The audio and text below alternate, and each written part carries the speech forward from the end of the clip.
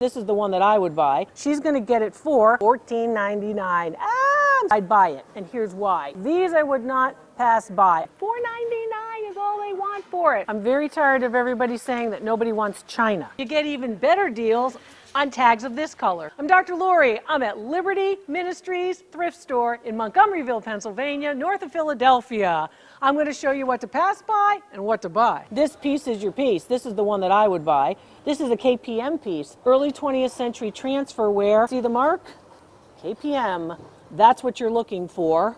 This I would pass by. Why? It is amateur, and look at right here, glaze skip, so you didn't get the color all the way to the end. Reproduction Chinese piece, million of them out there. You don't need to even be bothered with that. This I like. I like the way it's made. I like the shape. I like the color. That piece is $6.99, value $20. This nice shopper allowed me to feature her vase. She was carrying it around in the aisles, holding it, and I was so happy for her because this is a Lenox vase. She spotted it here at the thrift store. She's a good thrifter. This is a $200 Lenox vase. She's going to get it for $14.99. I'm so happy. This is amateur. You can see in the way that the striations are done. I'd leave that there too. This is trying to look like it's an American piece from the 1950s, but that piece is made in China. I love the color. I'd leave it here. I know since you're watching, you would not walk by this, neither would I. This piece is a piece of Dresden, beautiful porcelain, hand-painted, gilded, a little candy dish, and the mark, Dresden, made in Germany. They want $4.99. $4.99 is all they want for it. What's it worth? 70 bucks. This piece I would pass by, a lot of them out there from the early 2000s. Ironstone, early 1900s. It went with a wash bowl, right? So that one I would definitely take for flowers. It's got only initials on the bottom. It's American made. What do they want for that? They want $11.99 for that. Value on this is $65 without the bowl. This piece is trying to look like Waverly. It's trying to look like an English piece, but basically this is a reproduction. This piece really shouldn't even be in this group. This piece is your early 20th century with the copper base stein, probably one of 6. So if you only got one, well, I would probably still do that. So I went through all these single plates. They're single, so you don't have a whole set of them. But when you have this situation, look for the ones with the handles. Are going to be serving plates for cookies, for, pastries. This one is bright white porcelain with the nice transferware design. It is Limoges. You see it? Jean Pouillet, Limoges, France. Beautiful. Nice bright white clay. They want $3.99 for it. This plate is worth $55. Hey, it's me. These are my hands. And these hands are the hands that are in the thrift shop actually showing you these pieces. I don't know what everybody else is doing. So some of them are really cute, like Santa's cookies and the snowman. I'm always looking for blue white. I love blue white. I think it's beautiful. These I would not pass by. I'd pass by those, but I would buy these. These are the Royal Copenhagen collectible dishes, different years with these scenes, of course, of Denmark. Royal Copenhagen, the very characteristic mark are, of course, the waves of the sea. You can see them right there. $2.99 each. These sell at $35 a piece online. I always say you want to look for the brighter and whiter clay. It relates to the quality of the clay. See these two? Which one's more valuable? The one that's brighter and whiter. This one's more valuable than this one.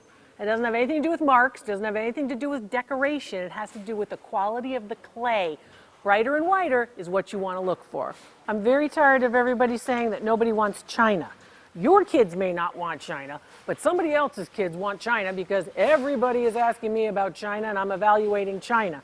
The values I always give, based on actual sales records where similar pieces have sold. This is Noritake, made by Moramura Brothers, with, of course, the mark on the back. These are little dessert plates. They want $3.99 a plate. Each plate here worth $10. And look at these.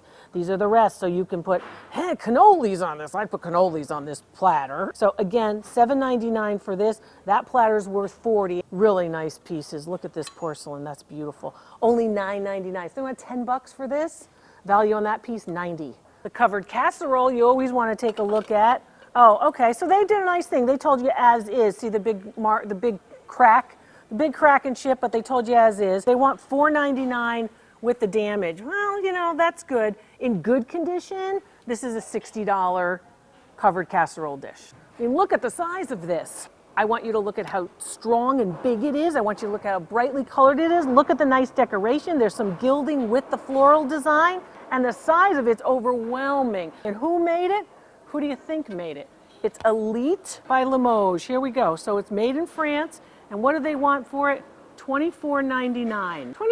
You're going, oh gosh, Dr. Lori, that's so much money in a thrift store. Oh my goodness. It's beautiful, and you will not find it in a regular store. Remember, I leave everything here for you so you can get it. What's it worth? $125. When you see this, when you see the classic white with the gilt around the rim, buy it. Why? Lots of people look for it. Lots of people like it as accessories, even if it's not a match set. These are not match sets, obviously. These are made in a lot of different places. This one's French, right? Limoges, 99 cents, $5 each is what they're worth. This one is Rosenthal, 99 cents, worth $5. So if you add them all up, you're getting a good bargain there. Oh, my sister had this canister set in like the early 90s. I'd put makeup in it now because you don't have the full canister set. They want $3.99. Yeah, you know, these are good to have around. I would probably revert this from the kitchen to the bathroom. $3.99, what's it worth? $25. A couple of collectible Norman Rockwell plates made by Knowles. $4.99, I'd leave those here. They're worth about $10 each. Sunny yellow teapot. This teapot does not have a lid. So because it doesn't have a lid, I'd probably leave it here, but I want to show it to you because McCormick Tea Company, and basically these were given away to dealers, sellers, retailers. A lot of people do look for these. They only want $2.99 for it, and it's worth about $35 even without the lid. With the lid, it's $75. And these are the small Lenox dishes that you would see on tables and also on walls for wall art. You can see the Lenox mark. The ship, of course, is marked on the front, the name of the sailing ship. See, sort of the blue-white, very popular, especially in New England. New Englanders love this. $4.99 for this. It's worth $18. This is not Murano, but I'd buy it, and here's why. First of all, its size. The interior of the glass is a different decoration and color than the exterior, and always look for the thick bottom, okay? That's a beautiful vase, and they only want $16.99 for it. Value on this piece, $50. No, it's not unique. It is old, probably dates to the early 1900s. You see the big slant? That's probably a miss at the factory, got into circulation. $4.99 is what they want for it. Value on it, $15. I want to show you the difference between pressed glass and cut glass. Pressed glass, the image, the decoration is pressed into the glass. It's usually rather thick. Cut glass, however, is cut. The decoration is cut into the glass. And if you put your thumb into the decoration and move it around, if you feel like you're going to get cut, it's cut glass. You know, no pain, no gain. The cut glass, always more valuable. And here's another myth I'm sick of. Nobody wants clear glass. Everybody wants only colored glass. That's not true either. Know who you're listening to, but basically there's a lot of nice clear glass here. Some of it's crystal, some of it's not. This piece is particularly nice. That, of course, is a serving plate with the stenciled silver. That's sterling silver on that. They want $9.99 for it. Value on it, $40. Another nice clear glass piece is this one, which is all cut. You can see how nicely this is done, how intricately it is as well. That label says $7.99. Value on that one, $40. Then you have the Mikasa style pieces, like this piece, which is frosted, and this piece, which is paneled and frosted. They want $11.99 for it. It's worth $30. And this piece, which is paneled, clear paneled, and then frosted paneled with the decoration of the floral decoration. That Mikasa style that you see a lot, this one's $8.99. This is the better deal. More decoration. It's a little bit smaller, but this one's also worth $30. The idea of adding color to these glass pieces after the fact is an opportunity for them to try to make it look better, even though it's low quality. So I would walk by that. I would basically buy this without the color, the image of the tree, $13.99. Value on this piece, $30. This is a Chippendale chair. Everybody is always looking at the vase form here. It's called a backsplat. See the vase form? It looks like a vase. I was taught when I was teaching at the Yale Art Gallery to look at the negative space. I want you to look at not the vase. I want you to look at this space. Do you see two birds looking at each other in the negative space right here where my hands are? Those two birds tell you that this chair was made in Philadelphia, based on a form from Philadelphia in the late 1770s. That's the Chippendale chair. This is a beautiful set, but that's what I want you to look at, the negative space, not only the positive space. This is vintage. This living room end table is from the 1960s. How do you tell? The tiers. You've got a shelf on the bottom, and then you've got a shelf under this drawer. Also, the telltale sign is the embossed leather with the gold stenciling on it. They want $35 for it, value on it $70. This piece, which is pressed wood, particle board basically, I call it glued together sawdust.